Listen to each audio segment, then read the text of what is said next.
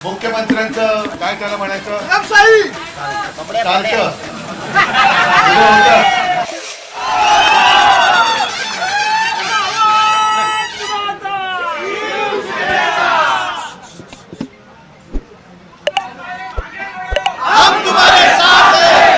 दीपेश तुझ्या आज अनेक जण पुन्हा आपल्या घरात येतात. एक गोष्ट मी म्हणेन चांगली झाली की तुम्हाला एक तुमच्या डोळ्यावरती झापड बांधलं गेलं होतं की इथे काय चाललंय आणि आपल्याला कुठे जायचंय. मी बाळासाहेबांचे विचार सोडले, मी शिवसेना हिंदुत्वापासून दूर नेली. या सगळ्या एका भ्रमाला अनेक जण भुलले आणि त्यांनी त्यांच्या पालख्या वाहिल्या. पण आता तुमच्या सगळ्यांचे डोळे उघडले, तुमच्या लक्षात आले की ही जे काही मध्ये चाललेलं होतं, ज्याच्या आहारी तुम्ही गेला होता, हे हिंदुत्व, ही शिवसेना आपली नाही, हे बाळासाहेबांचे विचार नाही. महाराष्ट्र विकणे हा बाळासाहेबांचा विचार कदापि नव्हता आणि कधीच असू शकत नाही. आणि तोच विचार घेऊन मी शिवसेना पुढे नेतोय. आपण जगू ते स्वाभिमानाने जगू, लाचारी पत्करून जगणार नाही. जे हिंदू सगळ्या लक्षात सांगत आले की अरे एकच दिवस जगायचं असेल तर ते वाघाचं जगा, शेळीचं जगू नका. अशा अनेक शेळ्या तिकडे शेपट्या हलवत भाजपची गुलामगिरी करतायत. मला आनंद आहे की तुम्हाला तो अनुभव आल्यानंतर तुम्ही परत आलेला आहात.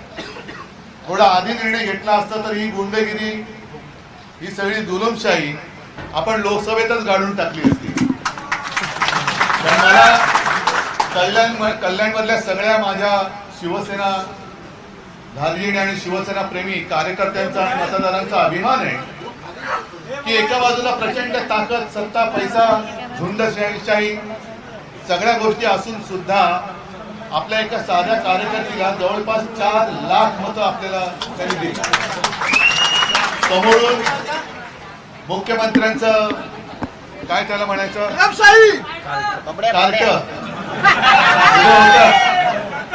पण एक लक्षात आणखीन घ्यायला पाहिजे की प्रचंड पैसा होता, सगळी यंत्रणा वापरली, साध्या एका शिवसेना कार्यकर्त्याला पाडण्यासाठी देशाच्या पंतप्रधानांना तिकडे यावं लागलं.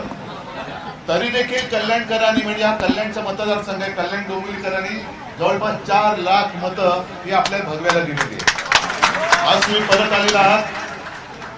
मी जे गद्दार ज्यांना म्हणतोय, ज्यांनी सत्तेच्या लोभापायी आपलं चांगलं चाललेलं सरकार पाडलंच नाही, तर शिवसेना जे संपवायला निघाले त्यांना मी कदापि परत घेणार नाही. आणि कोणत्याही परिस्थितीत त्यांना उमेदवारी, तर जे आता तिकडे बसले त्यांना मी देणार नाही.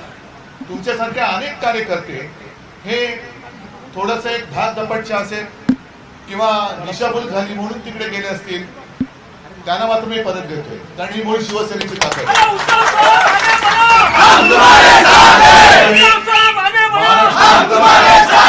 अनेक माझे साधे साधे कार्यकर्ते, माझे म्हणजे बाळासाहेबांचे कार्यकर्ते, त्यांना असं काहीतरी एक मोहजाल टाकलं गेलं आणि तिकडे खेचलं गेलं.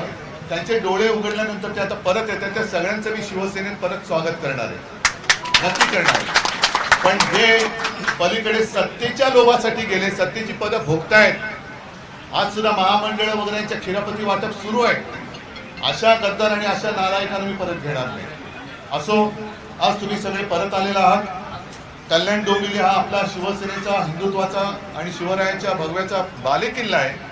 इथला भगवा यांनी त्याला गद्दारीचा डाग लावला, तो डाग पुन्हा धुवून टाका आणि भगव्याचं तेज परत एकदा प्रज्वलित करा मशालीच्या रूपाने.